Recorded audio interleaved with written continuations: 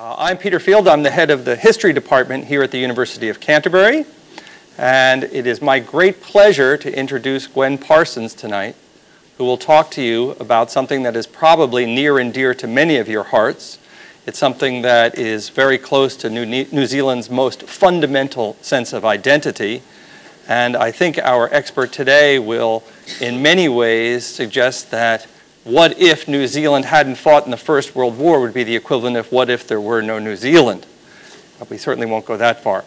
Our speaker today, Gwen Parsons, is an integral member of the Department of History. She's Dr. Gwen Parsons, having received her PhD in 2009 from the University of Otago. She's in the midst of a book publishing spree, so you'll see a book that, at least in some relation, one chapter to this talk tonight, so be sure to go and pick that up at your bookstores in about a year's time. It takes that long, but it's largely out of her hands. So without any further ado, I give you tonight's speaker, Gwen Parsons.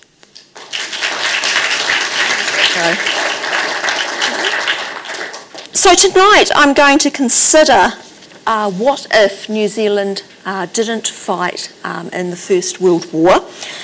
I'm not the first person to consider this question. It comes up from time to time, and as will be obvious to you, there are no clear answers to this because, of course, we did fight in the First World War.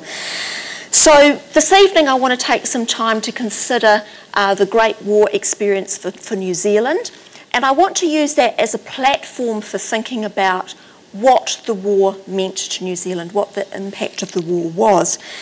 So I guess what the thing to do would be to start at the very beginning. So on the 5th of August 1914, the Governor-General announced that New Zealand was at war with Germany. He read a telegram to a very enthusiastic large crowd, and people responded. Within a week of the declaration of war, 14,000 young men had volunteered, and their average age was 23 years. The impact of that news was that the community drew together and there was a state of unity declared. The two political parties decided that the only way to go was a coalition government, to put their politics aside so that they could deal with this issue of the war. Other social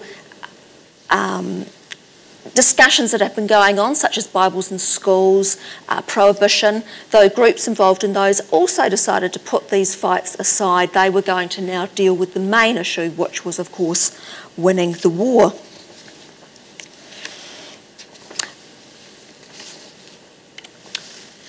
One of the immediate responses, and by immediate I mean a few days after war was declared, was the springing up of many patriotic funds.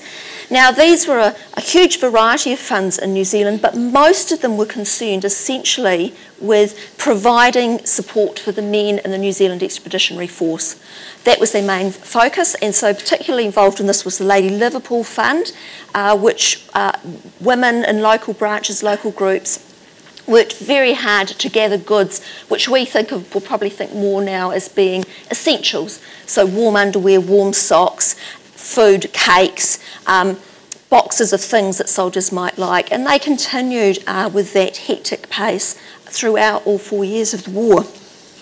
The patriotic funds is something that New Zealand historians don't really think about, but they raised a huge amount of money and they contributed significantly to the war effort, I think. And a note that, of course, this was where New Zealand women really managed to make a major contribution to the war effort. So the first thing that we need to talk about, again, is the raising of troops. Now, for the first part of the war, New Zealand depended on volunteers. And this wasn't a new institution. In the previous war, the Boer War, again, only volunteers had gone. There was a lot of discussion within the community about this.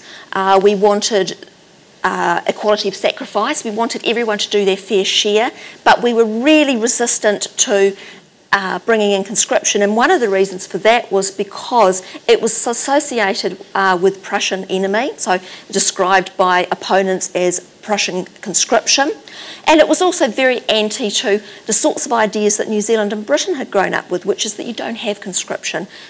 We're a liberal country, we have a minimum of government interference in our lives, so it was quite a hard decision to come to regarding conscription. But by the middle of 1916, there was no choice. We simply could not maintain the level of troops that we had promised to Britain. And so at this time, there was a general agreement, I think, amongst the people that this was the way to go. So conscription was finally introduced, as I say, about August 1916. The first ballots were drawn in November 1916, and this is a picture of the first ballot being drawn. It was marbles that were being drawn. The way conscription was set up was that the first division would go first, and they were all single men who would go. And this was really reflective of how New Zealanders thought about society. Single men were important, but perhaps not as important as married men who had families to support. And this is not an unusual image of the question of duty. Where did a married man's duty lie? They were, in fact, the government were, in fact, successful in dealing with this issue because they did, in fact, start balloting the second division, so the married men to go to war later in the war, but the first married conscripts had only just got to England when the war ended. So, in many ways, New Zealand managed to avoid this problem of widows and war orphans, although obviously not completely. About a quarter of our troops were conscripts, and this was the first time, this conscription was the first time that the government had really taken a close look at the manhood of New Zealand, and it was shocked. 57% of those men who were called up failed their medical tests. So it was very, very surprising.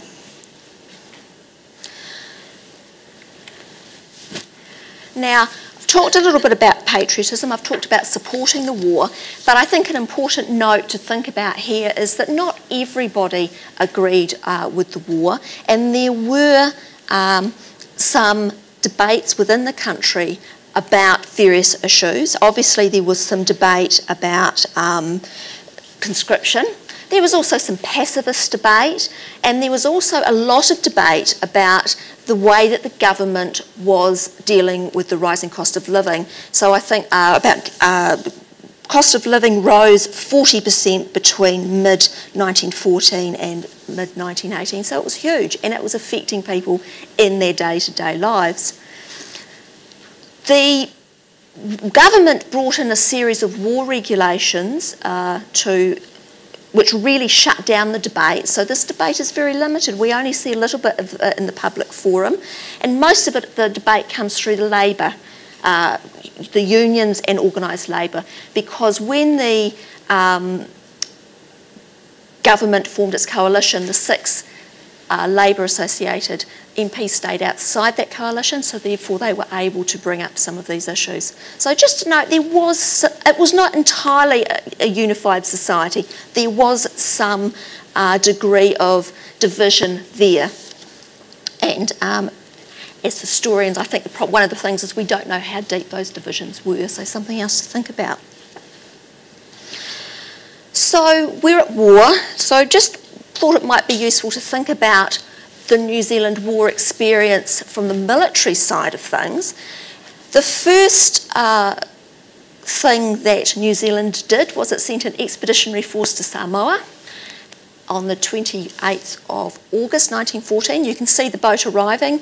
There was no armed resistance, and you can see there that pretty soon afterwards the Union Jackers raised an Apia. Now, why were they going to Samoa? Well, it was a German colony. And more importantly than that, it was a radio station. And there was, in fact, at this time, at the start of the war, the German South Pacific Fleet in operation. So it really was a strategic move to go and take control of that area. pretty soon they decided that they only needed a small body of people there, and I think that in the end we ended up with about 250 troops in Samoa for the duration of the war. Most of these were territorials, former territorials who'd volunteered very early, and they tended to be the older men of that group. So their war experience was one of being on a Pacific island for 4 years. As you know, however, the main body of the New Zealand Expeditionary Force was going further afield, and it thought when it set off that it was going to go to England, where it was going to help Britain on the Western Front, which was of course the key battle area. It set off in October 1914. Its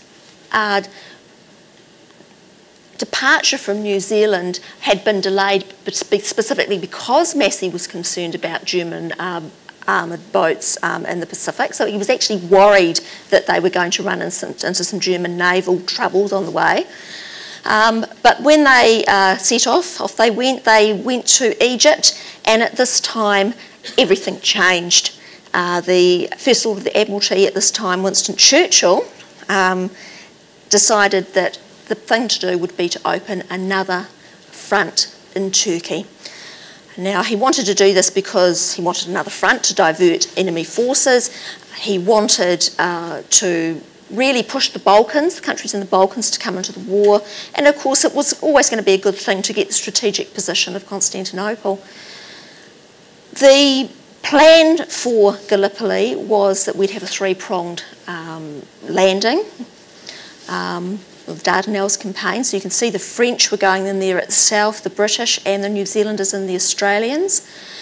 The Australians were going to go on as a division in or a corps in their own right. They had lots of soldiers, so the remainder of those soldiers joined with the smaller numbers of New Zealand soldiers, and of course we end up with the Anzac Corps.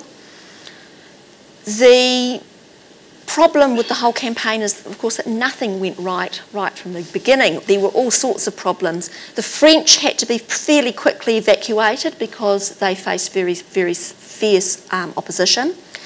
The British landed well. There was a delay, and by the time they really got going, they again were facing opposition because the Turkish troops had managed to mass to meet them. And of course the Australian and New Zealanders were put down at the wrong place and really faced very unfortunate terrain. As you can see here, we're talking steep cliffs coming right down to a very small beach. They hadn't been supposed to be landed there, but nevertheless that was where they were. The Australians hit the beach at dawn and did the magnificent job of actually getting on there and making a landing. The New Zealanders, or the Anzacs in fact, landed at 10 o'clock in the morning and dug in and prevented them from being pushed back. The campaign continued from April all the way through to December. It was a very difficult campaign. As you can see there from the Rest Gully, soldiers were basically living on the sides of hillsides. They were under constant enemy surveillance, so there were constant sniping, constant bombing. There was no way they could get away from the front. It was very difficult to get supplies in, including water. It was very difficult to get the wounded out. By the end of August, the welfare of the soldiers is very bad. They are malnourished. A lot of them are suffering from illness, most of them dysentery and those sorts of problems due to the poor sanitation as well as the poor diet. And they're basically just hanging on there. Finally, the decision is made that the campaign will be abandoned, and of course the only campaign or battle or plan, strategic plan that worked in the whole of the campaign was the withdrawal, where not a soul's life was lost. So they finally got it right at the end.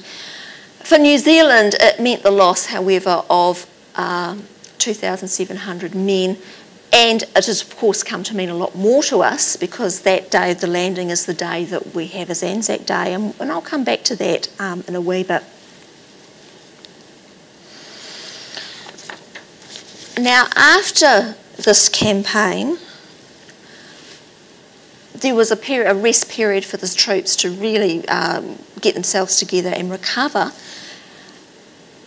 At that point, the main body did in fact go to Europe, but we left behind the New Zealand mounted troops, and they were involved in the Sinai Palestine front for the rest of the war, and it was quite a different war for them. It was a mobile war, so you can see that they're on horseback, they're actually moving over great distances.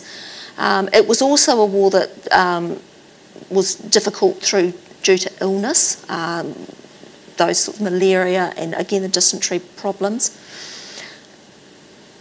And it was an equally hard war. In the end, I think the Turks finally surrendered in, I think, October 1918, so just before the armistice. And the New Zealand troops, along with the British and the Australians, had pushed them all the way back to Jerusalem. In that campaign, we lost 543 dead. I was very pleased that there recently has been a book on this campaign. Prior to that, there wasn't sort of a lot known about this. It was a very different sort of a war, and one which presented all the same sorts of challenges that all the other fronts did as well. So the main body from New Zealand did eventually get to the Western Front. Once they got to the Western Front, they were involved in virtually every major battle that occurred during the rest of the war. They were known to be a successful division. At this time, they were reorganised back into the New Zealand Division, and as such, they were used. They started by being involved in the Battle of the Somme in July and October 1916. Very successful, but high casualties, I think about 25% at that point. They go and they're involved in Messines in June 1917. Again, successful but high casualties. In September and October 1917, we get the Third Battle of Ypres. And this is, of course, where one of the phases was Passchendaele. And, of course, unbelievably high casualties for New Zealand. Passchendaele remains New Zealand's worst ever, not just military disaster, but disaster. And again, this is something that Glenn Harper has really, I think, brought to New Zealand's attention through a lot of his writing, and I think quite rightly so. 1917 was, of course, a very difficult year for the war for the Allies. At that point, it wasn't at all clear that they were going to win, but everything pretty much changed after March 1918, where the Germans launched the Spring Offensive. They opened out a huge line breaking through the British line. It was an 80-kilometre front. The New Zealand Division, along with other divisions, were moved in, and at Maimai, they helped plug a 4-mile gap. And so this is actually the depiction here of the New Zealand troops not being pushed around by the Germans. It was a significant achievement, and again, one that we perhaps don't know enough about. Once that German offensive had been stopped, the rest of the war was pretty much about pushing the Germans back, and New Zealand played a key role with that. They were active for almost all of the rest of the war, and were constantly moving. Days before the armistice, the New Zealand Division took Lequinu. So this is the place where we all know that instead of deciding to bombard the town and destroy it, some soldiers very cleverly decided to use ladders to get over the ramparts, and so we're able to open the gates and get in that way. And I was very pleased that when I was talking about this at a lecture a couple of weeks ago, one of the young men came to me afterwards and said his mother had got a painting of this event of the soldiers going up the ladder, and that his grandfather had been the second on the ladder. So I thought that was very nice. His grandfather survived the war, which is even better. The war ended pretty soon after this. The New Zealanders were pretty much still just fanning out in the areas behind the town, and it was all over. New Zealand troops would become part of the occupation force, with the exception of the Māori contingent, and the last of the New Zealand soldiers wouldn't get back here till 1919. The Western Front, as you can see, was the most deadly of all of them. 12,500 dead, and most of that, of course, from those really big battles.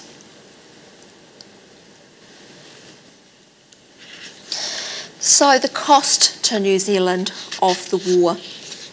Well, the lives of 100,000 men were disrupted. So these are the men who were mobilised. Didn't matter even if they got as far as into the army and overseas. If they were still called to camp, still their lives were disrupted to a huge amount. We've got 16,688 men dead at the end of the war. This is going to get to about 18,000 by 1919. We don't know for sure about the men who were discharged from the army. There's actually no set of statistics about this, but from my research, I'd suggest that possibly about half of those men discharged from the NZEF in New Zealand were probably disabled in some way. And of those, probably 50-50 due to wounds and due to sickness. Again, some of the men were going to recover from that, but some were never ever going to recover. As well as that, we've got hundreds of men in prison for refusing conscription or charged with sedition. Nowhere near the numbers as in Britain, but nevertheless a sizeable problem for the government. We've got nearly £77 million spent by the government on the war effort, which is a huge amount. And those costs are going to continue through into the 1920s and 30s through war pensions, where they were averaging about £1 million a year on war pensions. And then, of course, we've got the huge sums raised by the patriotic and war relief funds. This is money that was raised through voluntary efforts, and it was money that was, of course, taken straight out of the New Zealand economy and put towards the war effort as well. So it's a huge cost. So what would have happened if we hadn't fought in the war? An interesting question, I think. But before we think about that, we need to consider how it could have possibly been that New Zealand would not have fought in the First World War. In the 1970s, in that sort of era, there was a lot of discussion about this in New Zealand historians, or by New Zealand historians, and there was a lot of talking about whether or not New Zealand should really have been involved at all. I think more recently this has come back up again, but I think that the answer that historians now would give you is that there was no way, really, that New Zealand could not have been involved in the First World War, because we identified so very closely with Britain. We identified in very many ways. We were dominated by British culture. We saw ourselves as Britishers in the South Seas. This would certainly be true for most of the Pākehā population. They identified as British. In 1914, 1 in 5 of the population were still born in Britain and had come over. So when they talked about New Zealand, Britain being home, it really was for them. There were strong imperialist organisations operating to really maintain this close link to Britain. So we've got the Victoria League and we've got the Navy League. We were economically dependent on Great Britain to a certain extent. 80% of our exports went to Great Britain, so that was 80% of that money that we were earning. Most of our imports came from Great Britain. And we were really aware of that because we were worried about our sea links back to Britain. We were so worried, in fact, that in 1909 we bought a ship for the British Navy, which was actually supposed to support and protect the South Seas. In fact, it was very quickly taken for British use elsewhere. So the identity of New Zealanders was very much tied up with Britain. Well, okay, so I find it hard to think that as a country with that sort of links to Britain that they could possibly not have gone to war. Well, what about if, say, our political leaders had decided not to? Well, I don't think we've got much way of thinking that might be the case. There was, as I say, a coalition government. The Prime Minister was Bill Massey, Farmer Bill, and you can see him here, and I love this picture because he really is Farmer Bill as he is at 10 Downing Street. He himself was an Orangeman, Protestant, fiercely pro-Britain. There was no way that he was ever going to not support Britain. There may have been another leader of reform that may possibly have come to the fore and been prepared to put the interests of the farmers ahead those of the country, but, well, we don't know how that could have been.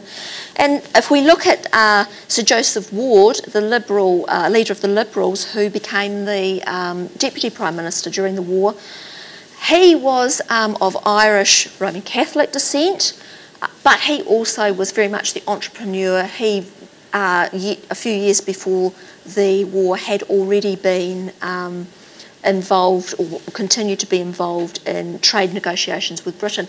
He clearly saw where New Zealand's fortunes lay, and they lay with Britain. In fact, there is only one way that I could imagine that we would not then have been involved in the war, and this is a pure flight of fantasy. As I said to you, there was great concern about the German Navy operating in the South Pacific. Massey delayed the departure of the main body until we got support from our allies, the Japanese, and they sent cruisers, I think, to help defend the convoy. On the way, however, they came into contact with the German ship, the Emden, and it was eventually sunk by the Australian ship, Sydney, at Coca Islands, I think getting towards the Indian Ocean. So basically that meant that the convoy was safe, but supposing that the Emden hadn't been sunk, and supposing that in fact it had managed to sink the New Zealand troop ships, that is a way I think we may not have fought in the war, because although we never gave up our identity in that case, I can't imagine that New Zealand mothers and fathers would ever send any more soldiers overseas to be killed at sea in that way. I don't think that Massey would ever have risked sending any more troops without British naval support, and as the war was, Britain could never send any more naval support. But this is a flight of fantasy, as I say. I think New Zealand would remain tied up with Britain regardless. So let's think a little bit about how New Zealand might have been if we hadn't participated in the war. Well, the first thing, obviously, is that we would not have lost 16,000 young lives, and 16,000 families would not have been grieving. But I still think that we would have lost some young men, and I think that they would possibly have gone overseas to Australia to enlist. Now, the reason for this is when we look at reasons why young men did enlist during the volunteer phase, the early part of the war, these included things like patriotism. They felt it was their duty to go and fight. They wanted to go and have an adventure. They wanted to go overseas and see the world. New Zealand was a very militaristic society at this stage, and so this really did look like a decent adventure. We'd had compulsory military training for men and boys since 1909. Boys, the school cadets, had done military training, and men were legally obliged to keep doing military training until the age of 25. So there were a lot of young men there who'd done some military training and thought that they would want to go and use it. And they, of course, made up the first volunteers that we got immediately after war was declared. Those troops gathered in their local areas and trained together as in the local units. So, for example, the Canterbury troops trained and were billeted in Hagley Park when they first formed. I think another thing to really think about in terms of why young men would probably still have gone ahead and enlisted was that they didn't actually expect to die. And of course this is a feature of youth, but it's also a feature of experience. New Zealand's last experience in war had been the Boer War, fought between 1899 and 1901. We had sent a reasonably large contingent of men to that, 6,500, and the point is that the casualties had been very light. The number of deaths equated to 3.5% of those men. So based on previous experience, it was considered, and you would probably think you were going to do all right. The chances were you could go and have this adventure and you could come back again. Obviously, the realities dawned after Gallipoli, and it's at this point where volunteers' numbers start dropping off again and we start to bring in conscription. So I think that they weren't going blindly to it after a while. Certainly after the real impact of this war was evident, people were not blind to that.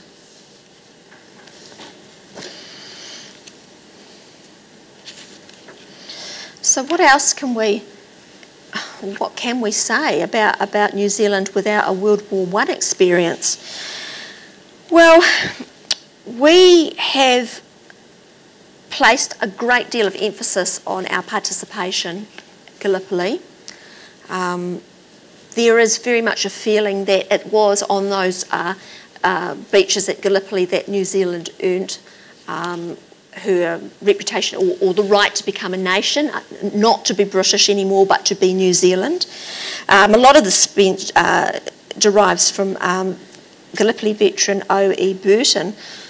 He wrote after the war that somewhere between the landing at Anzac and the end of the Battle of the Somme, New Zealand very definitely became a nation. And those words, of course, have carried through under Helen Clark.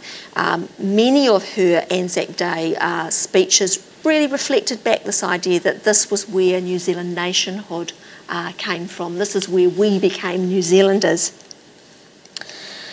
And certainly I don't disagree that the men who went over in the NZDF looked at those other men that they were serving beside, and they knew they were different. They could see that they were different from the Australians. They could see they were different from the British.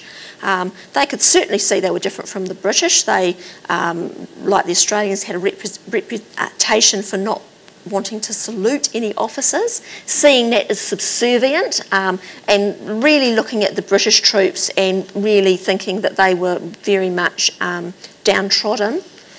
And in those journals, the soldiers' journals, you see very much a Anzac identity coming through.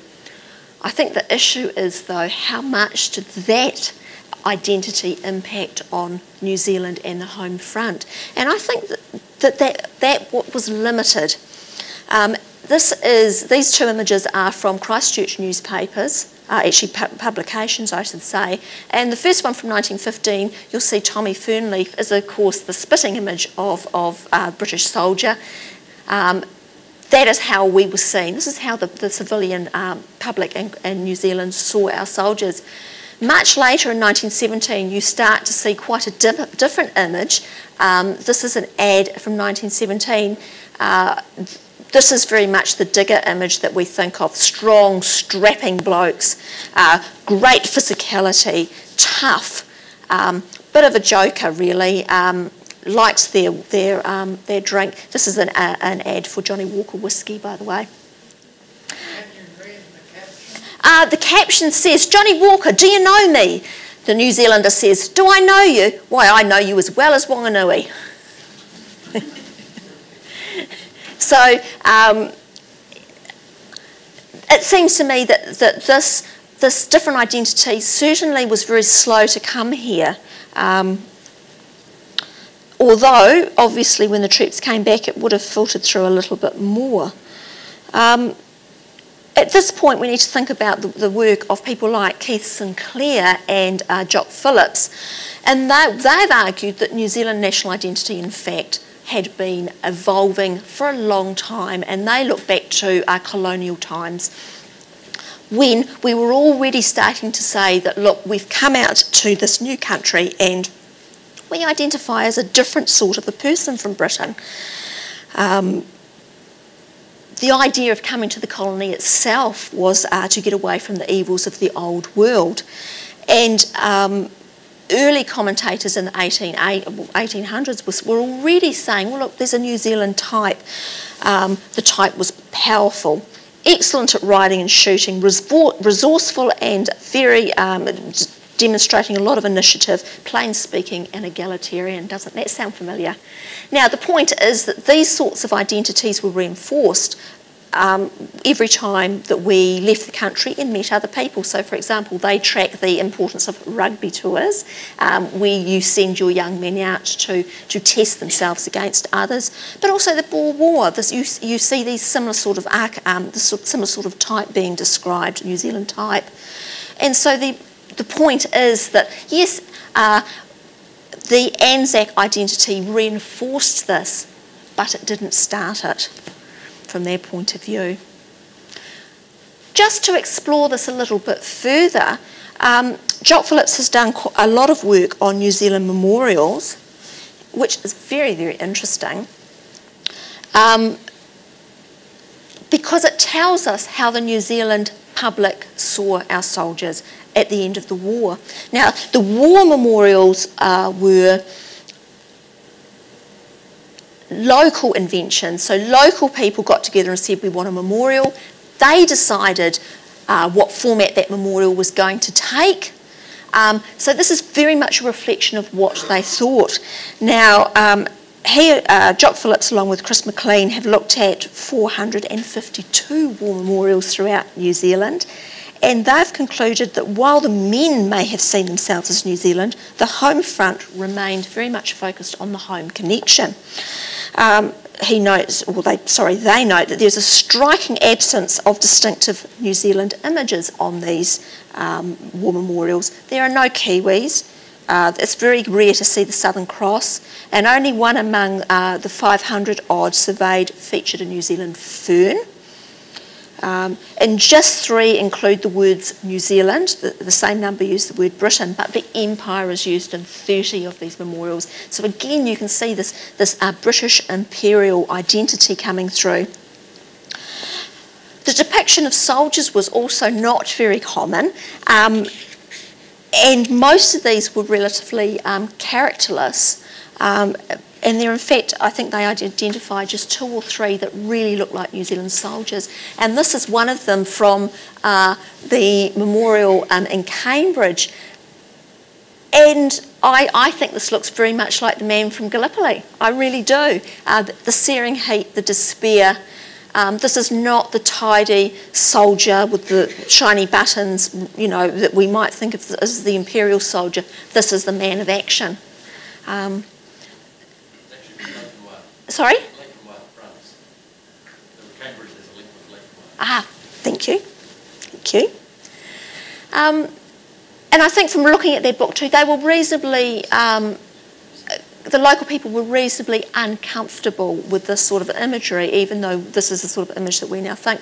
This is far more the imperial link, and I mean, we're all familiar with the memorial window, and you possibly can't see this, but it is, of course, linking us back into a very English history, where we've got Cook here and we've got Kings. Down the bottom, we've got the troops who are fighting down the Red Dragon. Those troops all look very much like British troops, rather than, there's nothing distinctively New Zealand about them. And so that is how the New Zealand community saw themselves at the end of the war. More than that, perhaps. So it's something to think about. I suspect that if New Zealand soldiers had not landed at Gallipoli, and even if the New Zealand, the Anzac identity had not emerged, it's likely that the development of a New Zealand national identity may not have been retarded. I think we were already a long way along. Despite this, I think we would still tending, based on those colonial types that had developed through, I think we'd still have been seeing ourselves as that number 10 wire, easygoing, hard grafting, rough diamond that the DB Brewery ads would have us believe now is the case. As for Anzac Day, well, there wouldn't be an Anzac Day, and this is actually something that people have asked me about a lot in the last week. It's a day that's clearly very, very important to us as a nation. I'm not so sure we're quite clear why. I mean, we know that we are remembering the sacrifice of men who went to battle for us, not just in World War I, but in World War II and successive battles. We're very clear about that. But what does it mean for us as a nation? I note that there has been some discussion in the media, particularly about would Anzac Day be a better national day for us rather than Waitangi Day? You can make up your idea, your own minds about that. Certainly there is the argument that it is a day of Anzac Day is a day of unity for us as we stand together and remember. But there is also, of course, the argument that Waitangi Day is possibly a more important day for us as we look towards a bicultural and a multicultural society. You can make up your minds what you think about that. So there are other ways that the war impacted on New Zealand, I think, but historians, well, we're not really quite sure what they might be, so I'm going to give you a few more suggestions.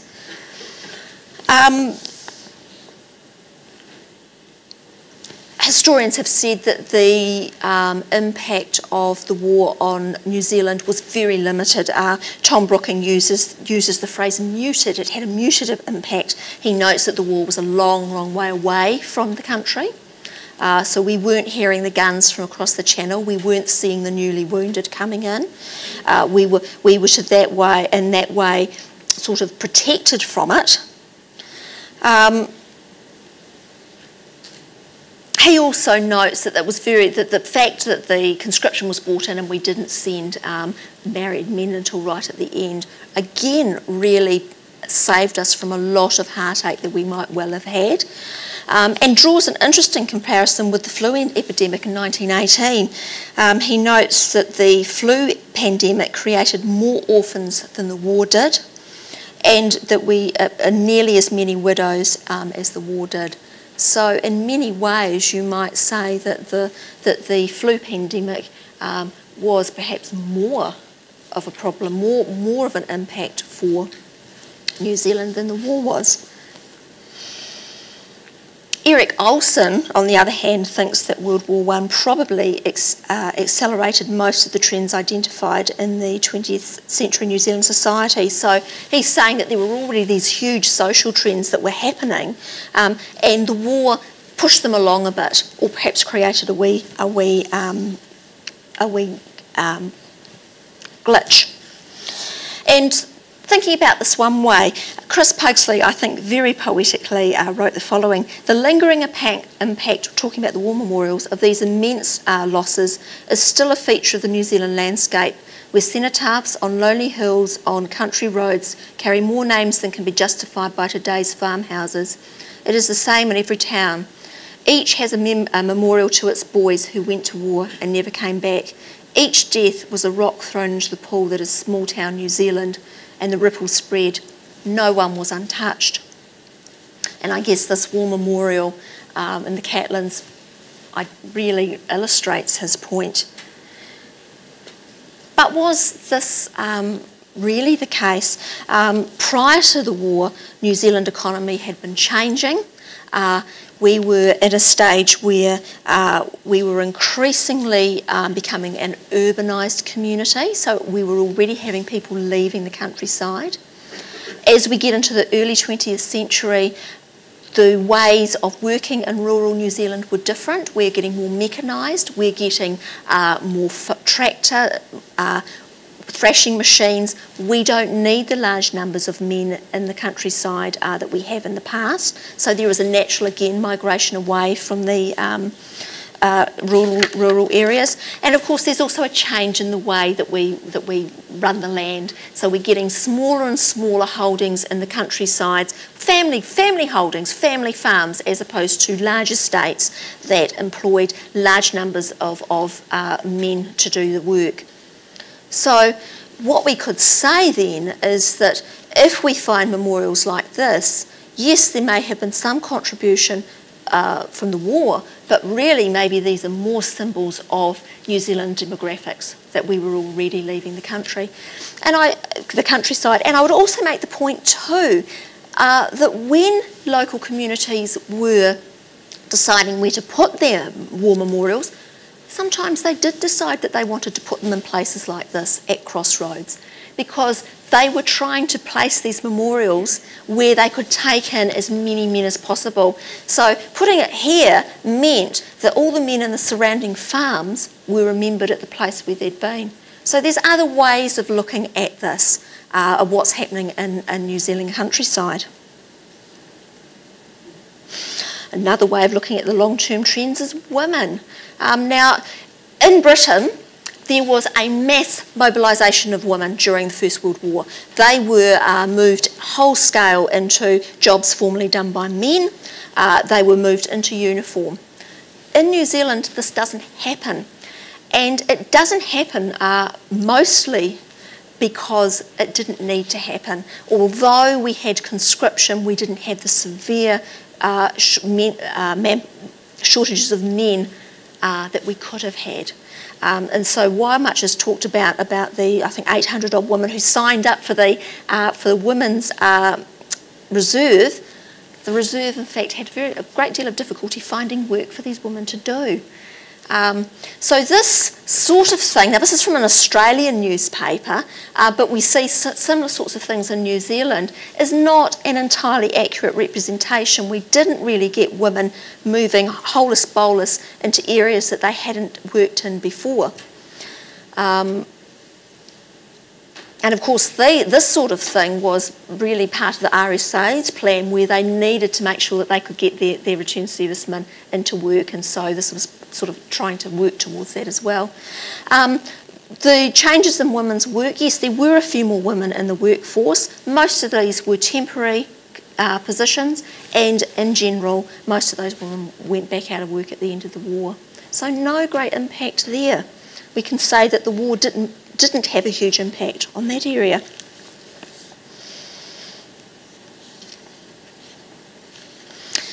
A couple more things to think about. As I've said before, 57% of the men who were balloted failed their fitness test, and this caused a huge amount of anxiety in the New Zealand home front. Many of the men who failed during the earlier period where they were volunteers failed due to poor teeth. The government at that time would not pay to get their teeth fixed, and so they missed out on all these men. Eventually the government realised that if they just paid to get teeth fixed, then they could have the men. A case, I think, forced by conscription. And the school dental service started in 1922, which was only 3 years after the war because of the men's. Absolutely. How they got it started in 3 years, trained those girls and up and go. Amazing. So there is a direct link there between the school dental service and what they found during the First World War. Absolutely, when they were looking at these men, absolutely. Also, I think we can see direct links through. We've already got a eugenics movement which is a bit concerned about how healthy we young Britons are, particularly after the Boer War. We'd all sort of thought, oh, those Boers did very well against us British, what's happening to us? So when you start to see these statistics from the Second World War, you get a whole movement in New Zealand health circles, amongst them, of course, Truby King and the Plunkett Society. We want to make sure that we are breeding very healthy young Britons, young New Zealanders. So that also gets a bit of a kickstart as well, which we could all say is quite a positive thing. We have got some very direct links too from the developments of medicine during the First World War. I'm sorry about the graphic picture, but surely you'll agree with me how wonderful the development or the techniques of the plastic surgeons were. The New Zealand plastic surgeon, Dr. Pickering, I think, operating out of Dunedin Hospital. He'd learnt overseas, he came back and he continued his work in Dunedin. We've got the dental service down the bottom, and we've of course got the orthopaedic surgeons. As a result of the Wounded Men, we ended up with very strong orthopaedic wards in most of our public hospitals. Now the point is that yes, it's awful that they had to learn through war, but there was some benefit. We get the skills into New Zealand, and by the early 20s, civilians are benefiting. So we've heard that the New Zealand Dental Service is a direct result. This is actually the Army dental service from which those sorts of training emerges. We've got civilians being treated for disfigurement, and of course with the orthopaedics hospitals and wards, this is the first time that New Zealand has actually treated civilians with disabilities. Previously they'd had sort of been left and trained and got into work, but now we've got some skills that we can actually treat people. So there was some benefit here.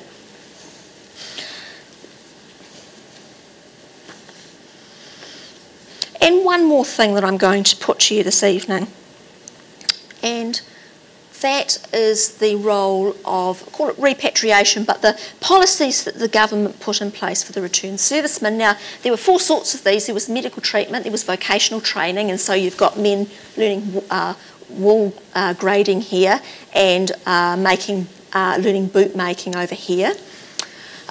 We've got the Soldier Settlement Scheme, which we could say very, very much. We've got war gratuity payments, so this was one-off payments made to our men about the end of 1919 for service, based on length of service. And of course we've got the war pensions, war disability pensions.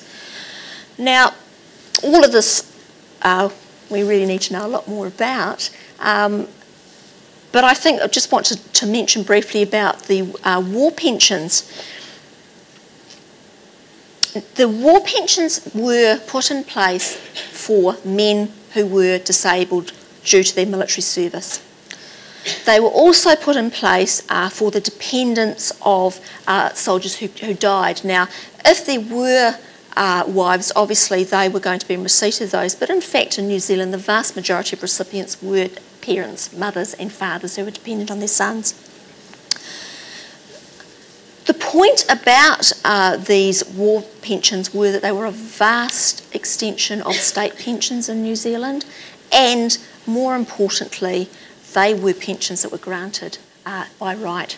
So if you were disabled by war, you had a war pension, that was your right. Now, prior to that, we do have pensions like the old age pension, but they've all been means tested, which means that we test how much your income is. We might test for that particular pension how long you've been in New Zealand. We will test your morals as well. So with the other state pensions prior to this, there was an element of we'll decide if you're worthy. With the war pensions, there was no decision at all. You actually had a right to them, and this is a huge step forward. In fact, the New Zealand the veterans were the first disabled group to receive any state pension in New Zealand. So it was a significant move forward. After this, in the 20s, we end up with things like the pension for the blind and various other advances in that sort of support for disabled communities until, of course, we get the advances of the under the first Labor government with the sickness benefit. So I think hugely important, and just a note here, I mean in Australia they recognised that the war pensions for First World War veterans were virtually a welfare system set up for, they were that extensive for veterans, and they remained so into after the Second World War. In America, I'm going to not pronounce her name properly, Theda Scopel, looks at the American Civil War pensions and actually argues that the reason that United States did not develop a social security system was because they had such a huge veteran support system in place with Civil War pensions.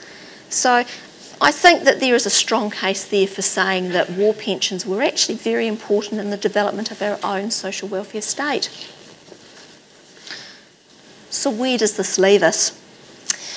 Well, what if New Zealand hadn't fought in the First World War? Well, I think certainly thousands of families wouldn't have lost sons, brothers, fathers, although some young men, I think, still would have gone off to war. There would be no Anzac identity, but I still think there would have been some other sort of national identity. And I think that it would probably have developed from the same source that New Zealand national identity was already developing from. I think many of the social trends that were already underway prior to the war, such as urbanisation, transformation of rural New Zealand, would have continued, but without perhaps the glitch. I think New Zealanders wouldn't have benefited from things like the National Dental Service and advances in orthopaedic surgery, etc. Immediately, I think there would have been a long delay between when those actually got to New Zealand, and I suspect it might not have been until the Second World War. And I think, of course, that the welfare state would have remained quite stunted, and certainly because of that, the suffering through the Great Depression in the early 1930s would have been much greater for many New Zealanders. So, in all, my feeling is, beyond the devastation that it brought to many families, the First World War certainly had a big impact on the way that New Zealand developed during the 1920s and 30s, but I don't think that we quite know the extent of it yet, and I look forward, as we come up to the centenary, of a lot of historians getting very busy and writing lots of things. So thank you.